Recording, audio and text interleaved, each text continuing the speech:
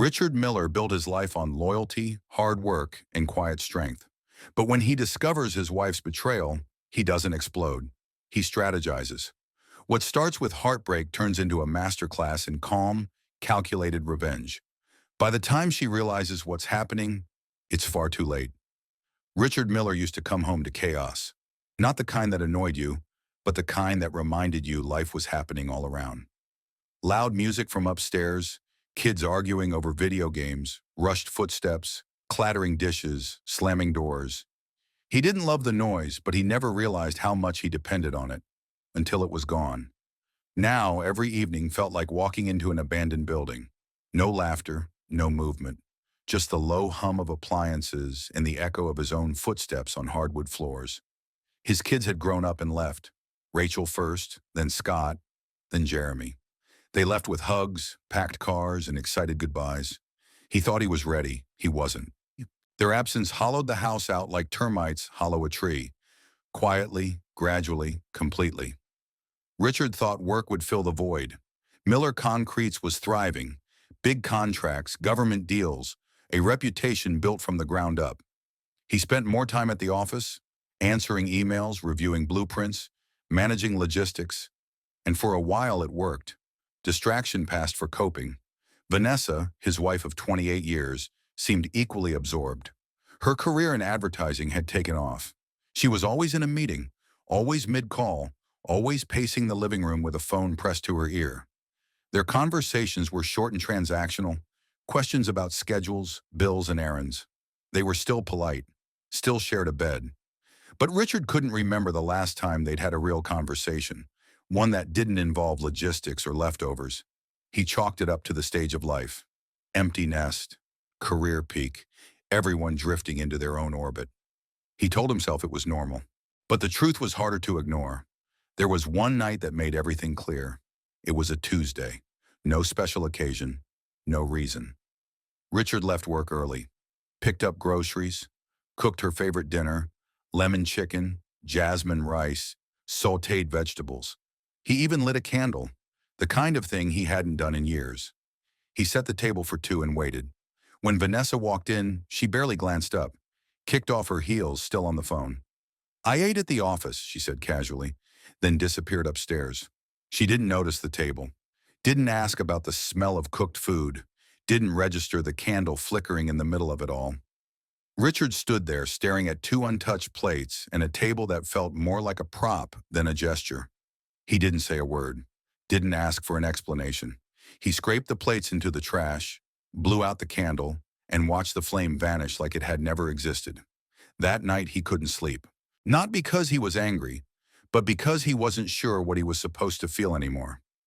The next few days passed in routine. Coffee, work, traffic, emails, silence.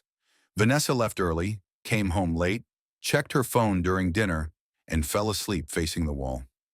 Richard let it happen, told himself things would settle, but something inside had shifted.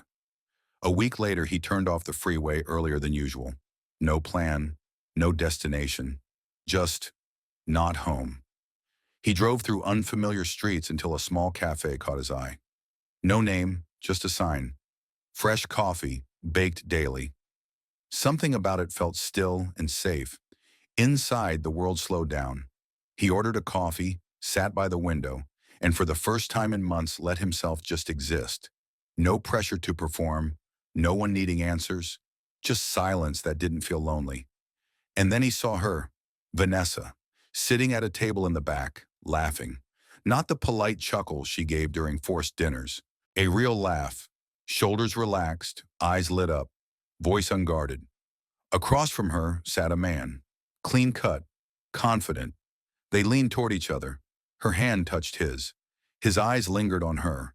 Their body language wasn't subtle. Richard froze, not with shock, but with clarity, as if something that had been whispering to him for months finally spoke up. Then he heard it, Vanessa smiling. "I avoid anything at home. That way he still thinks everything's fine." The words weren't loud, but they didn't need to be. Richard didn't storm out, didn't confront her. He sat still, heart steady, mind racing, because now he knew. The silence wasn't mutual. it was manufactured. And the person he trusted most had been treating him like a placeholder. He paid for his coffee, left without being seen, and got in his car. No rage, no tears, just a new, unshakable thought. She thinks I'm blind, but I'm just quiet. And that silence she weaponized, he was about to turn it into his greatest advantage. Richard didn't go back to the cafe. He didn't follow Vanessa, didn't ask her questions. He went home, walked through the front door like everything was normal, and nodded when she mumbled something about her long day. She didn't even look up from her phone. But Richard saw everything now. Every careless gesture, every phony excuse, every lie that once sounded like fatigue or stress. She had built a double life, and she was confident he'd never find it. That night, he lay in bed listening to her steady breathing. She turned away like always, and he stared at the ceiling, wide awake, not from pain, but from clarity. Something inside him had snapped back into place. Not anger, not heartbreak, just precision. Richard didn't want to fight. He didn't want chaos. He wanted truth and closure. But if she wasn't going to hand it to him, he'd take it another way. The next morning, Richard woke before dawn and went for a run. He hadn't run in years. His legs ached, his chest burned, but he kept going. Not for fitness, but for control. Each step felt like pushing away a version of himself that had tolerated too much. When he got back, sweat-soaked and exhausted, he stood in front of the bathroom mirror and saw someone different. He didn't look broken.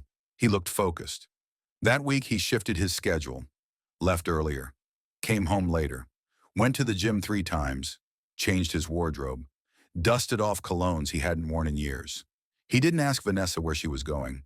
He didn't even comment when she left for late meetings, wearing outfits she never used to wear for work. Instead, he started paying attention. He watched patterns, noted times, logged everything. One morning at the gym, a woman nearly dropped a barbell while trying to re-rack it. He stepped in, helped her rebalance it, and gave a nod. "Thanks," she said out of breath. "I think I tried to lift more than I could handle." "Bad days make us chase bigger distractions," he said. She raised an eyebrow. "Exactly." Her name was Charlotte, a physical therapist, divorced, raising a teenage daughter. She didn't talk much about her past, but the way she listened told Richard she understood pain well. They didn't flirt. They didn't exchange numbers. But over the next week, they kept crossing paths. Short conversations, shared playlists, a few smiles between sets. It was the first time Richard felt seen in a long time. But he wasn't chasing anything romantic. Not yet. He was building something else. Himself. At home, Vanessa noticed. Slowly. "You've been running?" she asked one morning, feigning curiosity. "Yeah, helps clear my head," he answered without elaboration. "New cologne?" she asked one evening. "Just something I found in the drawer." No accusations, no confrontation. He kept it calm, polite, measured. That's what made her nervous. She started texting more during the day, asking if he'd be home for dinner, touching his arm when passing him in the hallway, laughing harder at his jokes in front of friends. But the spark wasn't real. It was theater, a last-ditch attempt to reassert control. Richard didn't bite. He smiled, nodded, let her think she was winning back ground. What she didn't know was that Richard had already met with a lawyer. It was simple, legal, ironclad, a contract that said, if either spouse is caught cheating, the other gains full control of joint assets, home, business equity, retirement, everything. Clean, enforceable. All he had to do was get her to sign it. So he staged a night she wouldn't question. A home-cooked dinner, a bottle of wine, a little nostalgia. Vanessa raised an eyebrow but played along. She smiled more, tried to be warm, said things like, "We've been through a lot, haven't we?" Right before dessert, Richard slid the envelope across the table. "What's this?" she asked, casual but cautious. "Something symbolic," he said. "A trust agreement. Nothing complex. Just a way to remind ourselves what matters. If one of us ever breaks that trust, the other doesn't walk away empty-handed." She opened the envelope, scanned the pages. "You're serious?" "I am, but only if you are." Her ego made the decision. She laughed, grabbed the pen, and signed. "There. See? No secrets. Richard took the envelope back, folded it neatly, and placed it in his coat pocket. "To trust," he said, raising his glass. They toasted. She smiled, smug again, believing the gesture had put her back in control, but the trap had just snapped shut. The next morning, Richard pretended to book a business trip. Atlanta, 3 days. Vanessa wished him a good trip with a kiss that felt hollow. He drove around the corner, parked, waited. A few hours later, a familiar car pulled into his driveway. He recognized the man. Jason. Vanessa answered the door quickly, pulling him inside like a secret she couldn't wait to unwrap. From the parked car, Richard watched. Calm, steady. Then he picked up his phone and made 2 calls, one to his lawyer, the other to Jason's wife. The next move would be precise and final. Richard waited until Jason's car had been parked in the driveway for exactly 48 minutes. He knew the layout of the house, the timing, the flow. He'd lived in that space long enough to understand its rhythm and how quickly silence could turn into exposure. Inside his pocket was his phone, already recording. In his hand was the key Vanessa had forgotten he still carried, the one to the side door they rarely used. Richard didn't rush. He didn't storm. He moved deliberately, step by step, like a man on schedule. Not vengeful, not broken, focused. He unlocked the door and stepped inside. There were voices upstairs, laughter, the sound of muffled footsteps. He recognized Vanessa's tone instantly. It was the same one she used with clients when she wanted something. Warm, easy, calculated. He walked through the hallway, climbed the stairs slowly, holding the phone just low enough to keep the angle discreet. He didn't flinch, didn't hesitate. When he opened the bedroom door, both Vanessa and Jason froze. Vanessa was mid-sentence. Jason was scrambling for a sheet. Neither said anything for several seconds, as if sound itself had been stunned. Richard didn't react. He didn't yell. He didn't throw a punch. He simply recorded for 2 more seconds, then turned and walked back downstairs. Outside, his attorney was waiting at the curb with a folder in hand. Signed, dated, legally binding. Everything was ready. Vanessa came running down moments later, robe half-tied, panic etched across her face. "Richard, wait, please, let's talk." He didn't raise his voice. He handed her the folder. "These are divorce papers. Per the contract you signed, all joint assets are now under my name. You're allowed 1 hour to collect your personal belongings and leave the house." She opened the folder, flipping through the pages with trembling hands. "You're serious?" "I was serious the night you signed it. I'm serious now." She looked behind her as Jason stumbled down the stairs, trying to dress, confusion and panic mixing across his face. Then came the knock.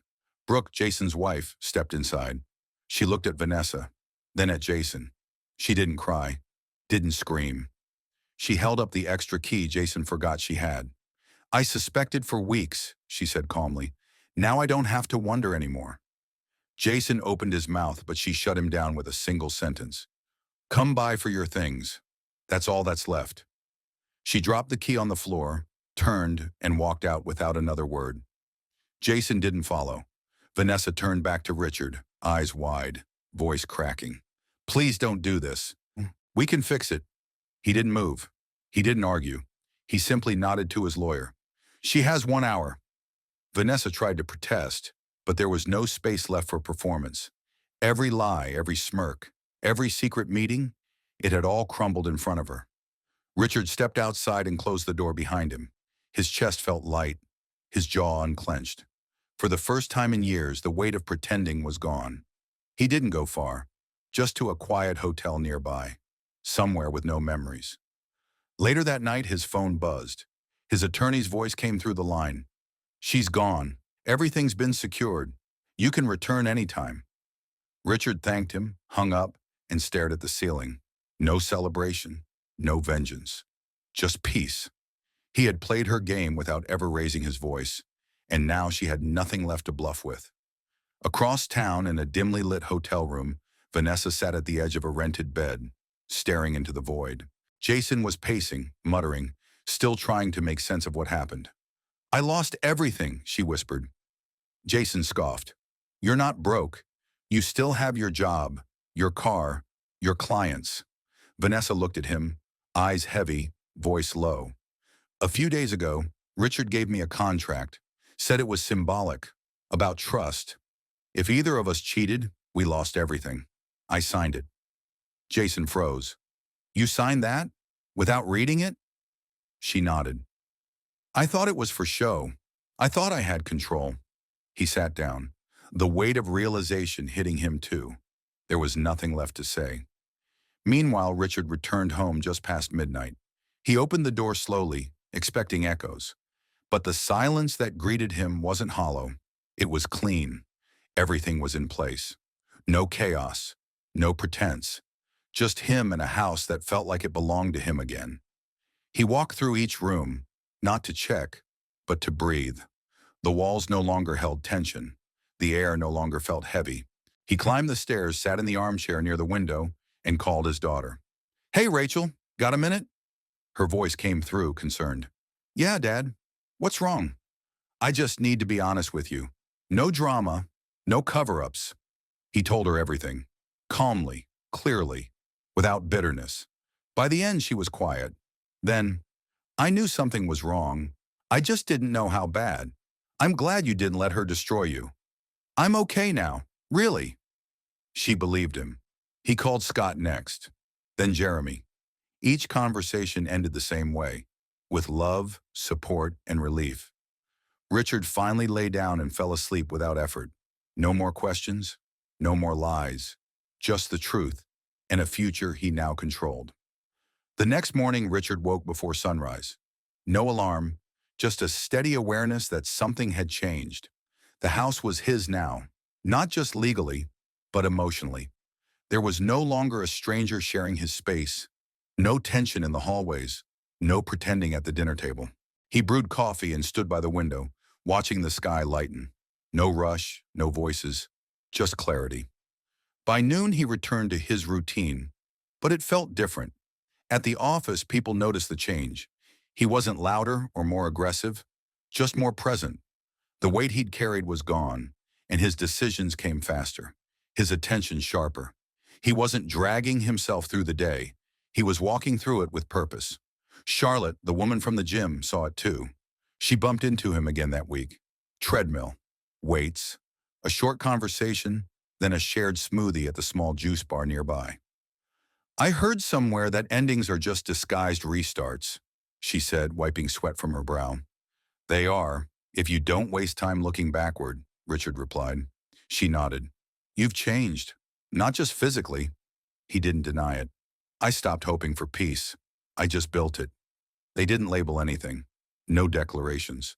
But they saw each other more often. Shared walks, jazz nights, conversations about real things, parenting, disappointment, what trust really costs. There were no grand gestures, just quiet understanding. Meanwhile, Vanessa was unraveling. At first, she tried to recover her public image.